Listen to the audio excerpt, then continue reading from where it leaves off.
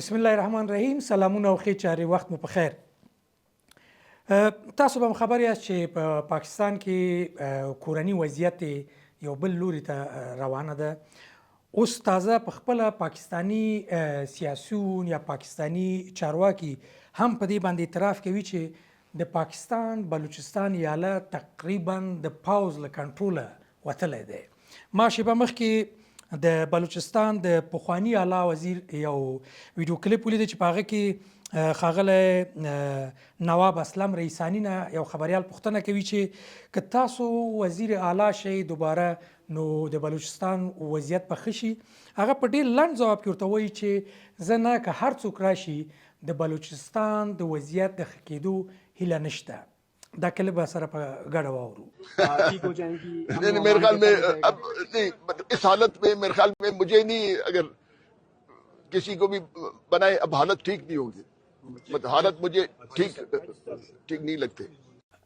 راځو دویمه مسلې ته. دویمه مسله دا ده چې هغه د چین پروژه یا سرمایه گذاري ده د پاکستان د لارې نه یا په پاکستان کې هغه پروژه چې د سپیک په نوم باندې یادېږي چې چین په پاکستان کې پانګونه کړې ده چې دغه د سپیک پروژه تقریبا د 15 میلیارد ډالرو پروژه ده.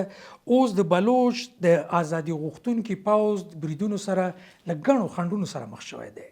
یعنی د بلوچ ازادي غوښتونکي پوځ وخت نا وخت بریدونه کوي په چینایي انجینرانو باندې، په پروژو باندې. یعنی دا پروژه په یو ډول باندې ټکنی کړی دی.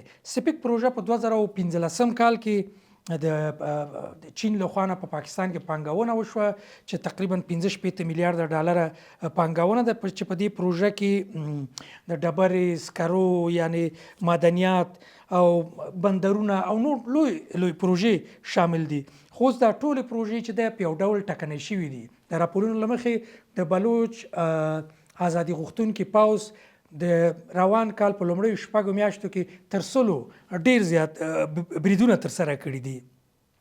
له دې اخوا که لاړ شو خیبر پښتونخوا ته، په خیبر پښتونخوا کې په بنو کې له 10 ورځو راهیسې چې دی هلته پوځي عملیات روان دي، انټرنیټ قطع دی، خلک تلیفون ته لاسرسي نه لري. ویډیوګانو کې لیدل کېږي چې خلک تقریبا 10 کیلومتره یا له هغه نه اضافه په پښو مزل کوي څو ځان خپلو خپلوانو ته ورسوي.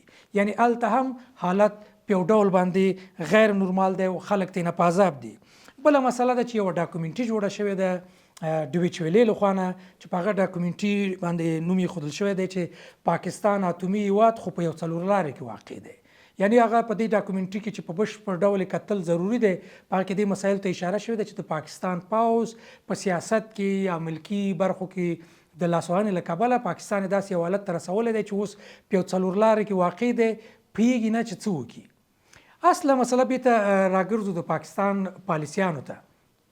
زما یادېږي څو کاله مخکې کله چې په پاکستان کې بریدونه ډېر شو نو پاکستان پړه پر افغانستان باندې واچوله. ویل چې دا وسلوال له افغانستان نه راځي، په افغانستان کې تجهیزېږي. فتنة الهندوستان نوم یې کېښودو، فتنة الخوارج نومونه یې پرې کېښودل او دا مسایل شروع کړه او ورو ورو له افغانستان سره چې دی سیاسي تعلقات خراب شو. هر وخت به تورخم او بولدک لاره بندوله او خلاصوله.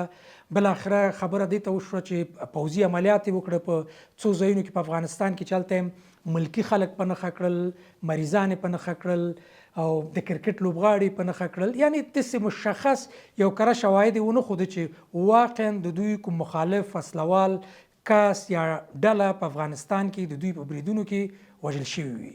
دا پروژه یا د دوی دا انګېرنه دلته ناکامه شوه. ورپسې دوی شروع وکړه مهاجرینو ته. ویل چې ستونزه خو ټول په پاکستان کې چې دی د افغان مهاجرینو د خوا نه جوړه ده. نورې مهاجرینو پسې شروع وکړه. یعنی مهاجرین نه په یخ کې نه په ګرمي کې د هېڅ حالت ته ونه کتل. په ډېرې بېرحمۍ سره او په ډېر شدت سره په ظلم سره دی چې دی له پاکستان نه وشړل، بهر یې کړل، مالونه یې ضبط شول.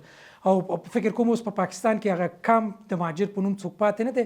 خال کسان به په کورونو کې پاتې وي چې هغه هم راځي.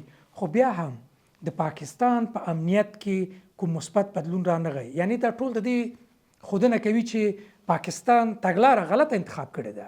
ستونزه بل ځای کې ده. ستونزه په دې خلکو کې نه وو، ستونزه په مهاجرینو کې نه وو. د مهاجرینو چې د دوی خپله په وینا باندې چې 40 کاله 50 کاله هلته وخت تېر کړی و، یعنی دومره په آخره کې دا خلک ودردول او دومره د دې خلکو په زړونو کې عقده پیدا کړه، دومره د دې خلکو په زړونو کې بدي پیدا کړه چې زه فکر کوم د دوی ماشومان به یې هېڅکله هیر نه کړي. اما نتیجه یې د دوی دپاره چې دی هېڅ کوم مثبته نتیجه دوی ترلاسه نه کړه، نه پکې امنیت ښه شو، نه په بریدونو کې کموالی راغی، ځکه چې دوی ادرس او ځای غلط انتخاب کړی و. نو اوس داسې ویل کېږي یا داسې لیدل کېږي یا د چارو شنونکي دا دی چې پاکستان سره د دې چې همدغه ناکامې پالیسي ته لکه مهاجرینو ته مې اشاره وکړه یا بریدونو ته بله پالیسي بیا دا شروع کړې چې غواړي یو شمېر پخواني نظامیان یا د پخواني تنظیمي رهبرانو زامن یا اولادونه مسله کړي او په افغانستان کې د جګړې لپاره ولیږي. خو د ډېرو په آن باندې چې دا پروسه او دا پالیسي به هم د پاکستان ناکامه شي، ځکه حالات اوس بدل شوي دي، اوس خلک په هر څه باندې پوهیږي.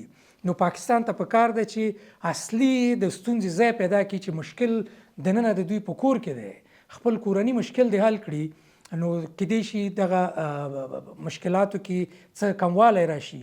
یعنی د افغانستان په تړاو باندې دوی چې څه انتخاب کړي په دې 4-5 کالو کې ټول غلط ثابت شول.